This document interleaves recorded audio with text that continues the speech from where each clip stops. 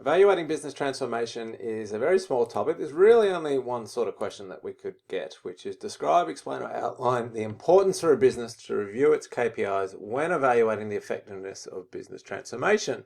The main trick there is the word transformation, just means change. When we implement change, describe why it's important to review your KPIs when evaluating it. So basically the context of the question is, here's some old KPIs, we're not happy with the business.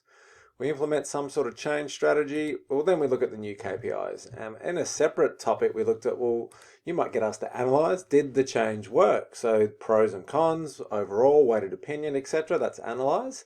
Well, now we're saying, why is it important to actually do that, to actually analyze it? And it's very, a lot of things you could say. So we sort of simplified it and said, it's important because we need to, you got to review your KPIs before change, but most importantly after, because basically you're trying to figure out, did the transformation or the change, was it successful?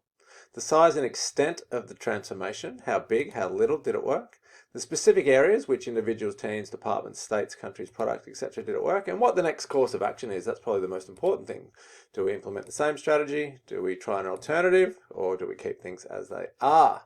And that's really the answer to the question. That is why it's important to evaluate afterwards, because we need to determine this course of action. We can't stay constant. And so just to wrap it up in like its final context, this is not really a question that we could get asked in the sense that to describe this, but yeah, I guess change is continual and you must continually review the effectiveness of your transformation. So how does the whole thing work? We have objectives to achieve. We looked at those, make a profit, increase market share, etc. Turn those into KPIs, and we said there's 9. Then we develop some change strategies. So there's the reactive ones. We've got 8 of those. And then there's the proactive ones. We went through 6 of those. Then we actually got to implement them. And one of the things we can use to do that is a change model. And we used Lewin's change model, unfreeze, change, refreeze. Then we evaluate, which is our step here. And it's really important because we need to determine, was it successful? How much, how big?